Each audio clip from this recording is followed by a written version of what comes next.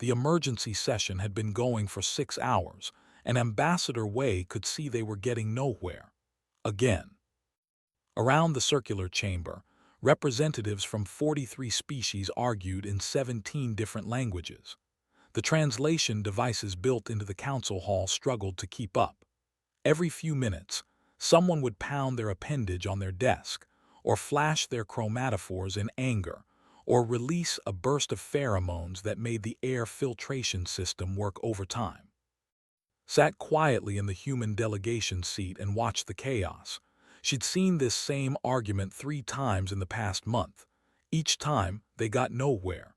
Each time, more worlds fell to the swarm. Order, the council speaker, a named, struck his ceremonial gong. The sound echoed through the chamber, cutting through the noise. We must find consensus. They have taken the colonies. 7 billion lives lost in 3 days. A heavy silence fell over the room. 7 billion. The number was too big to feel real, but everyone in that chamber had seen the reports. They didn't take prisoners. They didn't negotiate. They consumed everything in their path and moved on to the next world. Commander of the Empire stood, his scales gleaming under the chamber lights. The solution is simple. All forces must follow military doctrine. Our hierarchy has maintained order for 10,000 years. Give us supreme command and we will coordinate the defense. Immediately, half the chamber erupted in protest. The collective spokesperson, a cluster of 6 individuals who spoke in perfect unison, responded, "The way is rigid and inflexible. Consensus-based decision-making has served the for 3 hours." A delegate from the Confederacy interrupted. "It takes you 3 hours to decide which direction to point your ships.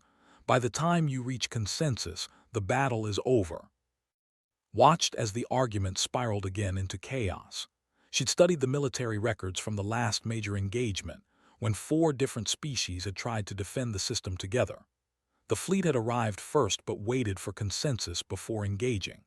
They arrived second and immediately charged in without coordinating. The honor guard had spent 20 minutes broadcasting formal challenges to the who had no interest in ritualized combat. By the time the ships showed up, they had split the defending forces and destroyed them piece by piece. It wasn't that any of these species were weak.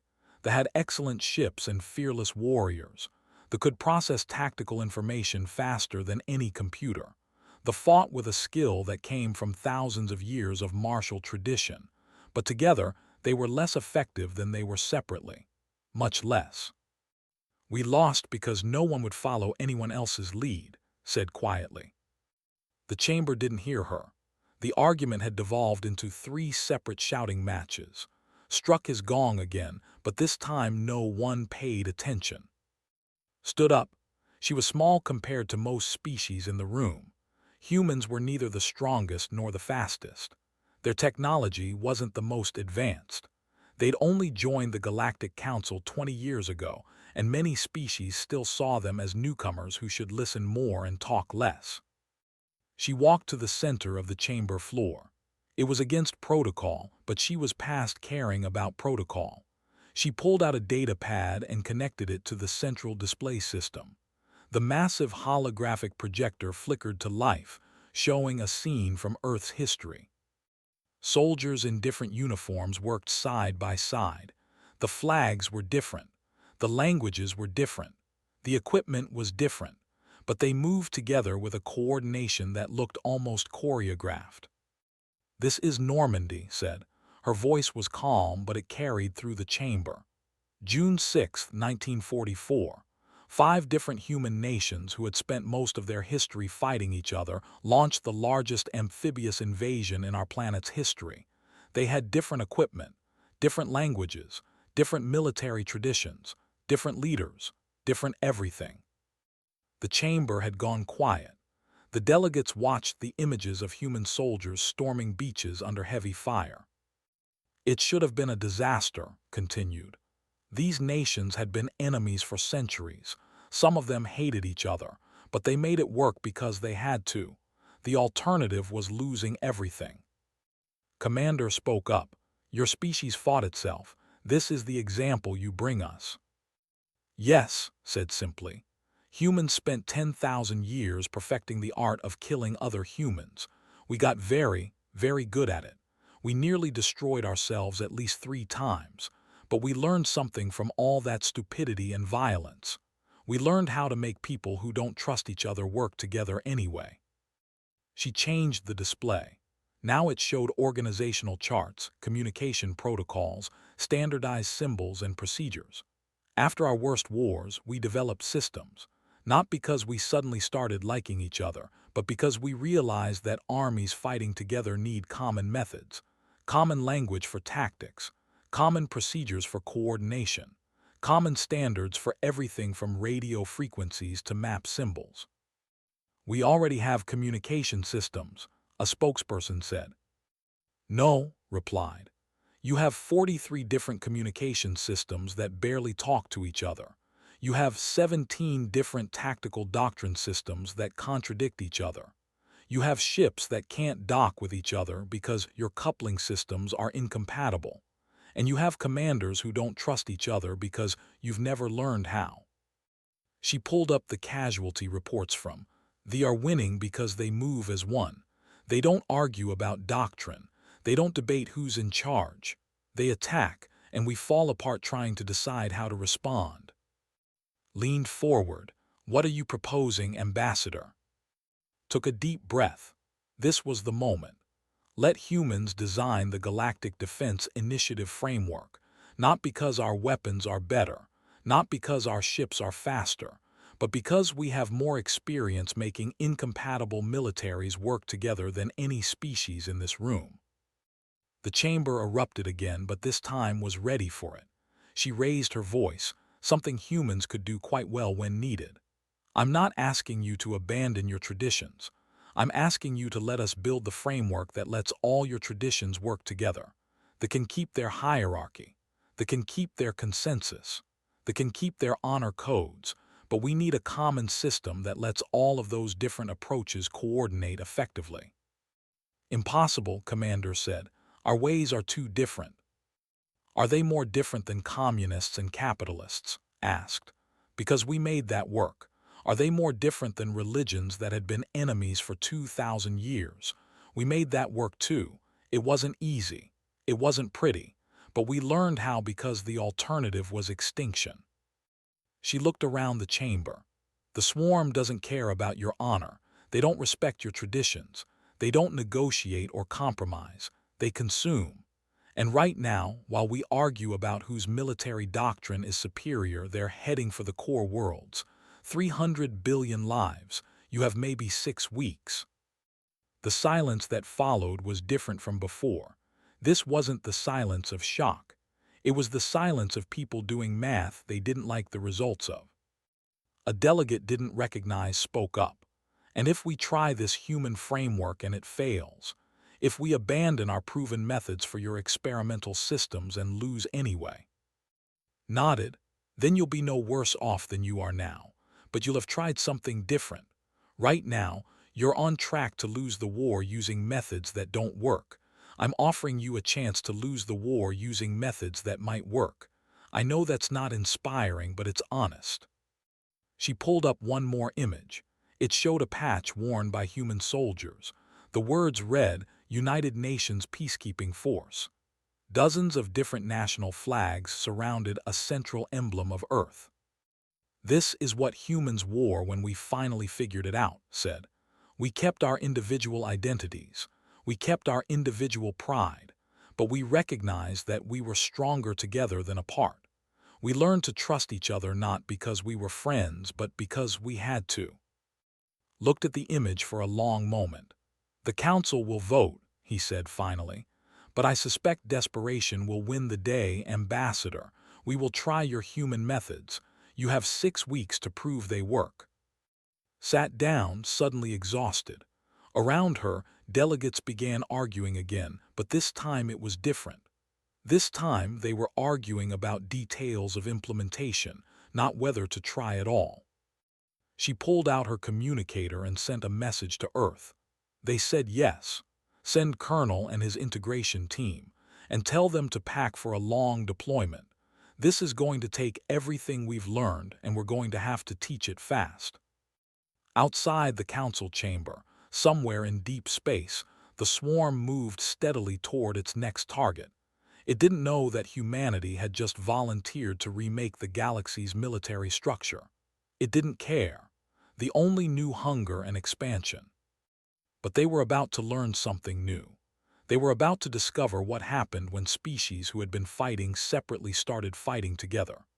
They were about to face the thing humans had spent 10,000 years perfecting through blood and fire, the ability to turn chaos into coordination and enemies into allies. The Galactic Defense Initiative was about to be born, and it was going to be built on the hardest lessons humanity had ever learned. Colonel James stepped off the transport and looked around the military academy with barely concealed disbelief. The parade ground was enormous, easily 3 times the size of anything on Earth. Thousands of warriors performed synchronized combat drills, their movements precise and beautiful. It looked more like a ballet than military training. Impressive, yes. General stood beside him, his crest raised with obvious pride. Our warriors train for 20 years before they are permitted to enter combat, each movement perfected, each strike measured. Our martial tradition is 40,000 years old. Nodded slowly. It's beautiful. Really, it's like watching art. But General, with respect, how long does it take to deploy your forces when you get an alert? Blinked, his inner eyelid flickering. Deploy. We must first consult the Honor Council to determine if the engagement is worthy. Then we issue formal challenges. Then we allow time for the enemy to prepare, as it would be dishonorable to. So several hours at minimum, said, probably days. Honor cannot be rushed, Colonel. Pulled out his data pad and showed a video. Human soldiers, looking much less polished than the warriors, running toward transport ships. The timestamp showed they went from standby alert to wheels up in 18 minutes. These aren't our best troops, said. This is a standard rapid response team. Average training, average equipment, but 18 minutes from alarm to deployment. That's what we're going to need from everyone. His crest flattened. Impossible. Our warriors would be shamed to enter battle without proper preparation. Would they be more shamed than letting billions die while they prepare? Asked quietly. The question hung in the air between them. Had learned something in his 26 years of military service. You couldn't change people's pride directly. You had to help them see that their pride could be expressed in a different way. General, I'm not asking you to abandon honor. I'm asking you to find honor in speed, in saving lives, in being there when your allies need you. He changed the display on his pad. Let me show you what we call mission-type orders. Over the next 3 weeks, and his team of 80 human military advisors spread across 12 different species military installations. They all carried the same message. We're not here to replace your methods, we're here to connect them. At the Empire's fortress world, Captain Sarah, no relation to the ambassador, faced a room full of commanders who looked at her like she was insane. You want our warriors to question orders. The admiral, a massive individual named, leaned forward. Disobedience has no place in our ranks. Orders are given by superiors who have earned their position through centuries of service. I'm not talking about disobedience, Sarah explained. I'm talking about initiative. Look, let me give you an example. She pulled up a tactical scenario. You're a squadron leader. Your admiral orders you to attack an enemy position from the north. But when you arrive, you see the enemy has moved and is now vulnerable from the east. Do you attack from the north as ordered, or do you adapt? We attack as ordered, said immediately. The admiral's wisdom exceeds our own. Even if attacking as ordered means losing your entire squadron and accomplishing nothing. Paused, the admiral would not give such orders. Admirals aren't perfect. They can't see everything. They don't have real-time information from every battlefield. Sarah changed the display. In human militaries, we give what we call commander's intent. Your admiral tells you the objective: destroy the enemy position. How you accomplish it is left to your judgment based on the situation you actually face. You're not questioning the admiral's wisdom. You're carrying out the admiral's intent in the way possible. This sounds like chaos. It sounds like chaos until you try it, Sarah agreed. But it works because it combines the admiral's strategic vision with your tactical awareness. You trust the admiral to know why something needs to be done. The admiral trusts you to know how to do it. The conversation went on for hours. Sarah knew she wasn't going to change military culture in one meeting, but she planted seeds, showed examples, and most importantly, she listened. That was something had drilled into all of them. Listen first, teach second. At the collective's hub world, Lieutenant faced a different problem.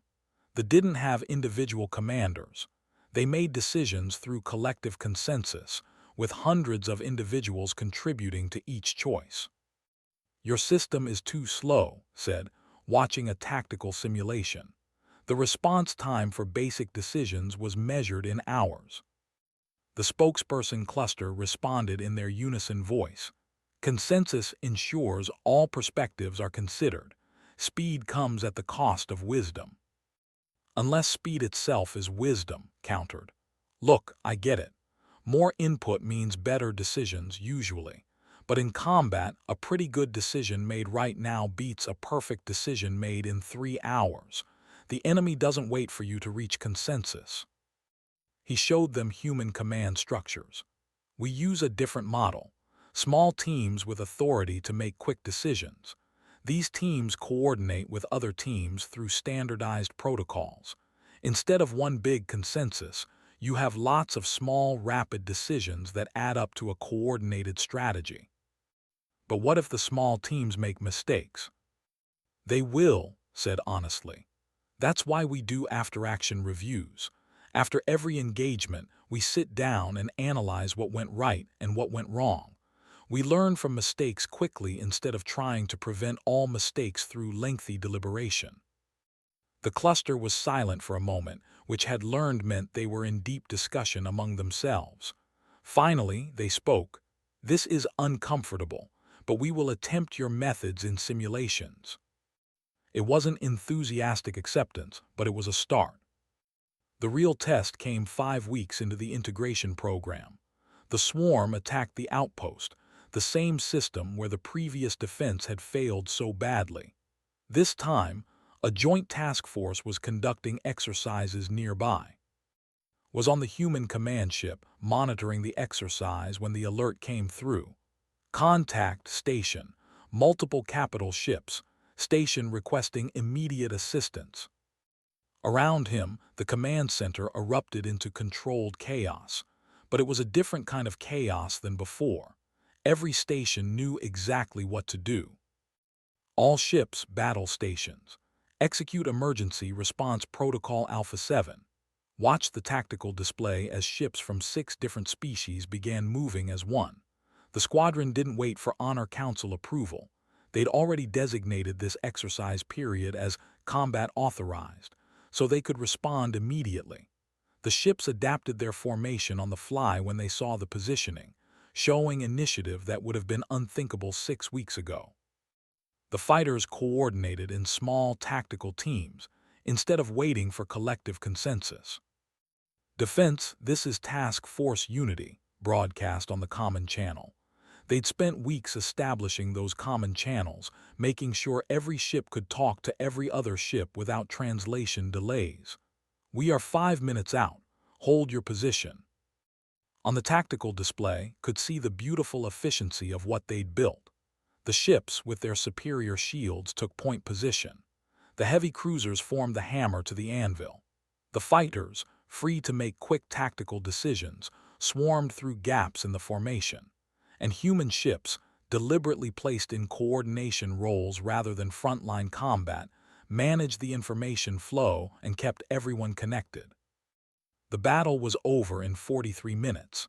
They retreated, their formation broken, having lost 3 capital ships to the defenders' 0 losses. 43 minutes. The previous battle had lasted 6 hours and ended in defeat. Pulled up the communication channels and heard something that made him smile. A captain was praising a squadron leader for quick thinking. A team was asking a human tactical officer for advice on a maneuver. An admiral was accepting a suggestion from a junior officer. They were talking to each other, learning from each other, trusting each other. "Colonel," his communications officer said, "we're getting messages from all over the task force. They want to know when we can do the next exercise. Everyone wants more training in these methods."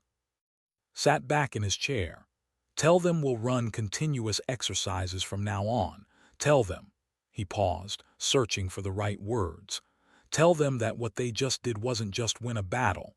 They proved that different doesn't mean incompatible.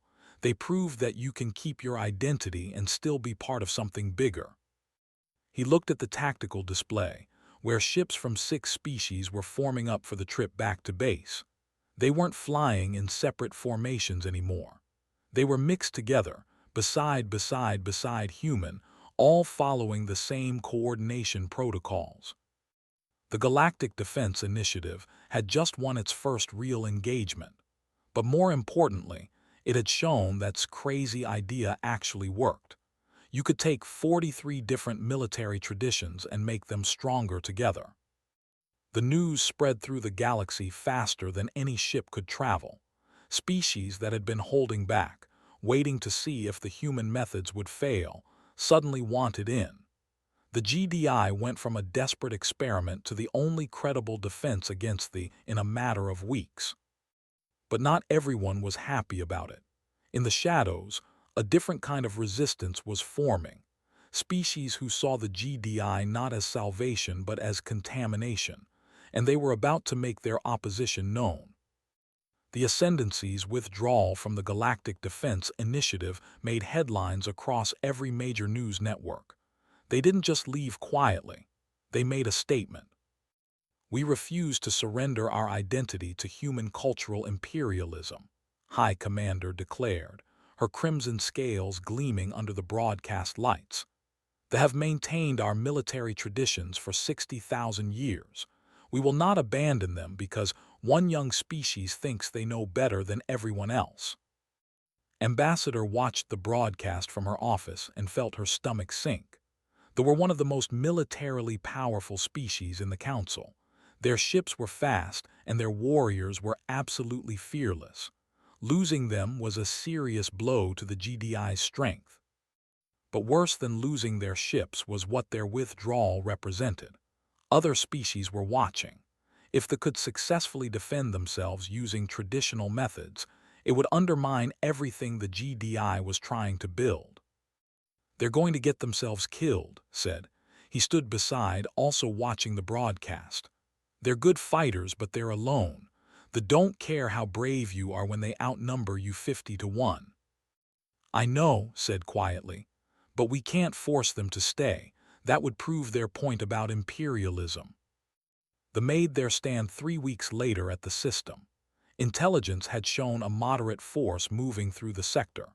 They mobilized their fleets using their traditional methods: extended honor challenges, ritualized fleet formations, individual ship commanders operating with near-complete autonomy. It was beautiful to watch. The ships moved like a dance, each captain a master of their craft, performing maneuvers that would be impossible for most species to execute. It was also a disaster. They didn't respond to honor challenges. They didn't fight with artistry or tradition. They swarmed, adapted, and overwhelmed.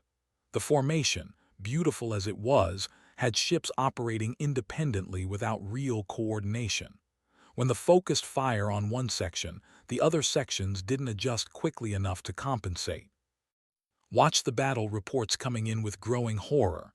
"They're losing, badly. We have to help them," said they from the GDI. "Technically, we have no obligation." "Screw obligation," cut her off. "They're about to be slaughtered. We don't abandon people just because they made a stupid decision." Looked at him and saw the determination in his eyes. This was the human principle at its core.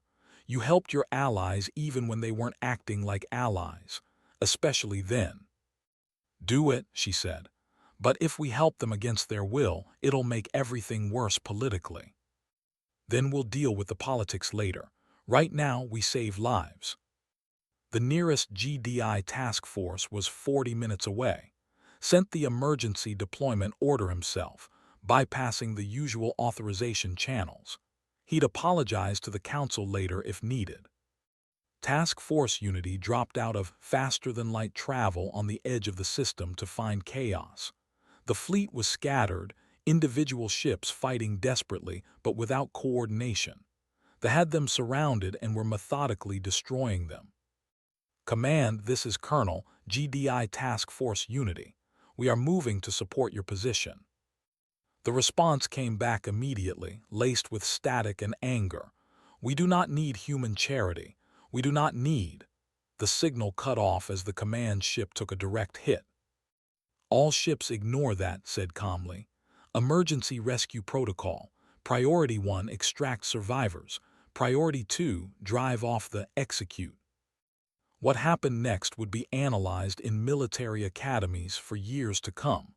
Task Force Unity didn't just fight they executed a rescue operation in the middle of an active battle. Ships, using the rapid deployment tactics they'd learned, positioned themselves as mobile shields for damaged vessels. Heavy cruisers, operating with initiative their ancestors would have found shocking, punched holes in the formation without waiting for orders. Fighters, working in autonomous tactical teams, created corridors for escape pods and damaged ships to retreat through. And human ships, doing what humans did best, coordinated it all. They translated between species in real time. They adapted the plan moment by moment. They made sure everyone knew where everyone else was. But the most extraordinary moment came when a commander named, the same who'd been skeptical of human methods from the start, disobeyed direct orders from his own admiral. Commander, your position is exposed, the admiral transmitted. Withdraw to formation. Negative, Admiral, responded. Heavy cruiser taking critical damage at my position, moving to provide cover. That is not your assigned mission. My assigned mission under GDI protocols, said, his voice steady, is to protect Allied vessels when able. I am able. Out. He cut the communication and moved his ship between the cruiser and the attackers. His shields took a pounding, but the ship survived. Watched it happen and felt something he hadn't expected, pride, not in himself or in humanity, but in. The commander had learned what it meant to prioritize the mission over the hierarchy. He'd made a decision his culture would have considered unthinkable 6 weeks ago. The battle turned. The facing organized opposition instead of scattered defenders began to retreat. The fleet was battered but intact. More importantly, hundreds of survivors floated in space in escape pods, waiting to be recovered. All ships begin rescue operations, ordered. Treat survivors as you would your own. Medical teams stand by for incoming wounded. The rescue took 3 hours. GDI ships pulled warriors from the wreckage of their vessels. Human medics treated wounded alongside doctors and medical clusters. Engineers helped repair ships just enough to limp back to base. And through it all, they said nothing. They accepted the help silently, their pride clearly wounded worse than their bodies. High Commander was pulled from her ship's command pod by a human rescue team. She was conscious but injured, her scales blackened from fire and her breathing labored. They brought her aboard the human command ship's medical bay. Visited her the next day. She was in a recovery tank, surrounded by medical equipment that mixed human and technology, another product of GDI cooperation. You disobeyed our withdrawal, said, her voice weak but still carrying an edge of anger. We did not request assistance. No, you didn't, agreed. He pulled up a chair and sat beside her tank. But we came anyway. That's what the GDI does. We help each other even when we're being stupid. We were not being stopped, then let out a long breath. We were being stupid. Yeah, said simply. You were, but you know what? We've all been stupid. Every species in the GDI has made stupid mistakes. The difference is that now, when someone makes a mistake, they don't die from it. They learn from it. He pulled up a data pad and showed her the tactical analysis of the battle. You want to know what went wrong? Your ships fought beautifully as individual units. Each captain was incredibly skilled, but you had no coordination. When the concentrated fire, your other ships didn't compensate because they didn't have a system for rapid communication and adaptation. Looked at the analysis for a long moment, and you do. We do, but here's the thing, Commander. Those systems don't make your warriors less. They don't erase your traditions. They just give your traditions a framework to operate in. He showed her another video. It was from the rescue operation. A commander moving to protect a ship despite orders to withdraw. This warrior disobeyed his superior officer to save your people, said. 6 weeks ago, that would have been unthinkable in culture. But he learned that sometimes the mission is more important than the hierarchy. He learned that protecting allies matters more than following rigid protocols. He learned from humans, yes, but he just became a better version of what warriors can be. Watch the video again. He would have died protecting us. Probably, but he made the choice anyway. That's what the GDI is about, Commander. It's not about losing your identity. It's about choosing to extend your identity to include others, about deciding that their survival matters as much as your own. I called you imperialists, said quietly. You did, agreed. And you know what? I get it. When someone shows up and says your way of doing things isn't good enough, it feels like an attack. It feels like they're trying to erase who you are. He leaned forward. But that was never what we were doing. We weren't saying your traditions are worthless. We were saying they need to connect with others' traditions to be effective against an enemy that doesn't care about anyone's traditions. He stood up to leave, then paused at the door. The Council wants to know if the Ascendancy will rejoin the GDI. But here's what I told them. I don't want you to rejoin because you're desperate. I want you to rejoin because you understand what we're trying to build. Take your time. Think about it. Watch how we operate. And when you're ready, if you're ready, we'll be here. 3 days later, called back to the medical bay. She was out of the recovery tank now, moving slowly but standing on her own. I attended your after-action review, she said.